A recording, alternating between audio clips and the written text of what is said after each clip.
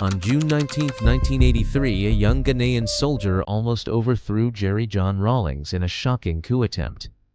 But what happened? During the early years of the 1980s, Ghana experienced a period characterized by massive political instability, economic chaos, and widespread public anxiety. Flight Lieutenant Jerry John Rawlings seized power for the second time on December 31, 1981. By overthrowing the democratically elected President Halidu.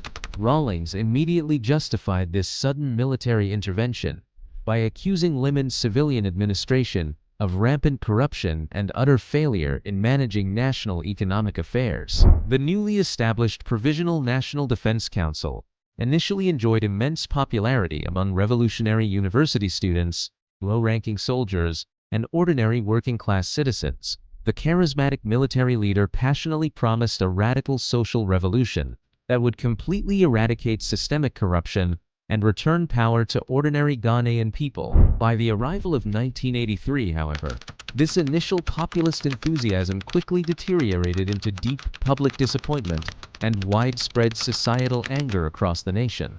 Ghana faced an unfortunate combination of devastating natural disasters, including an unprecedented historic drought that completely crippled domestic agricultural production. Massive bushfires rapidly destroyed vital food crops and lucrative national cocoa plantations, which caused severe food shortages and a catastrophic nationwide famine. Desperate citizens endured agonizingly long queues for basic commodities, leading people to mockingly name their visible, starving collarbones as the infamous Rawlings necklace. The ongoing crisis worsened dramatically when the neighboring Nigerian government abruptly expelled over 1 million Ghanaian migrant workers, forcing them home.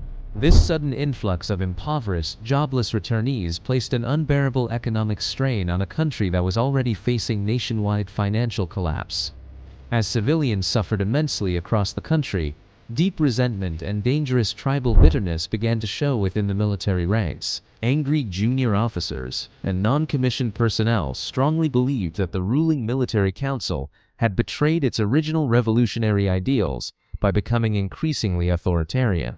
Accusations emerged that Rawlings and National Security Chief Kojo Chikata favored specific ethnic groups when assigning highly influential government and military positions. This internal factionalism sparked an unsuccessful military coup attempt in November 1982, which resulted in the arrest of several key mutineers. Many disgruntled dissident soldiers managed to evade capture after the failed plot, subsequently fleeing across the eastern border to Lomé in Togo. The neighboring capital city quickly transformed into a vibrant headquarters for political exiles who were determined to remove Rawlings from power. Among these aggrieved exiles was Lance Corporal Carlos Halidu Giwa, a highly determined soldier possessing intimate knowledge of state security vulnerabilities.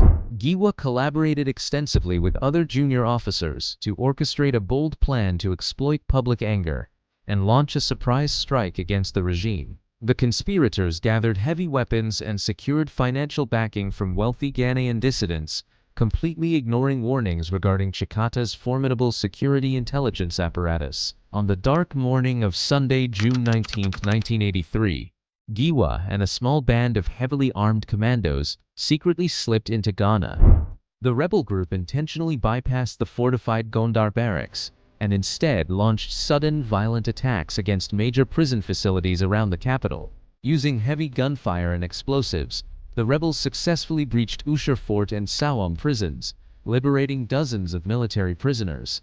The newly liberated military and political prisoners were immediately handed automatic rifles, rapidly transforming the small group into a formidable rebel force. This expanded and highly motivated force then marched toward the strategic studios of the Ghana Broadcasting Corporation to seize control of national communications.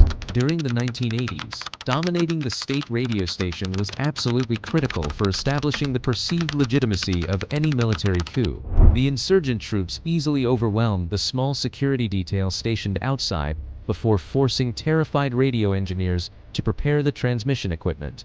At approximately 6 o'clock in the morning, regular Sunday radio programming was abruptly interrupted and replaced by the breathless, emotional voice of Halidu Giwa.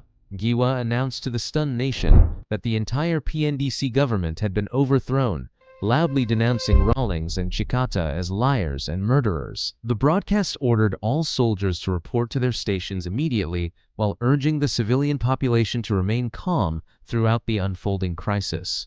This dramatic announcement was repeated continuously for 3 long hours, plunging the city of Accra into profound shock and confusion. While political opponents and student groups quietly celebrated what appeared to be the downfall of the regime, Jerry John Rawlings reportedly went into hiding.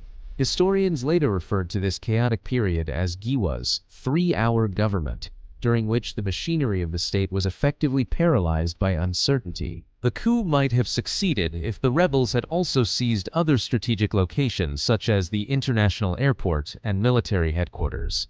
Instead, Giwa relied almost exclusively on the psychological impact of the radio broadcast, granting Loyalist forces a crucial window to organize resistance. Captain Courage Emmanuel Kobla Kwashiga, the chief operations officer at Burma camp, stepped forward to defend the embattled revolutionary regime.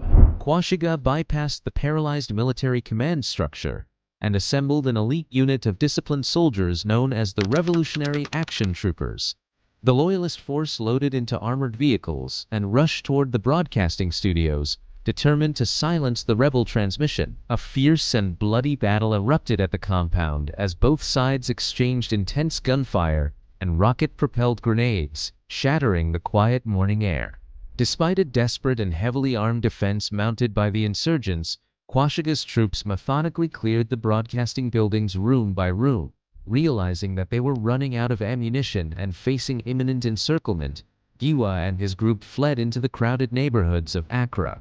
Captain Kwashiga then secured the broadcasting microphone and announced to the nation that the dissident soldiers had been defeated. The Loyalist commander placed the city under lockdown, issuing harsh orders aimed at tracking down suspected rebels. The shaken government immediately launched a massive nationwide manhunt, arresting hundreds of individuals suspected of participating in the failed plot. By August 1983, special public tribunals had sentenced numerous captured mutineers to death, resulting in swift executions by firing squad in Accra. This severe state retaliation created a lasting culture of fear that effectively silenced public political opposition for many years.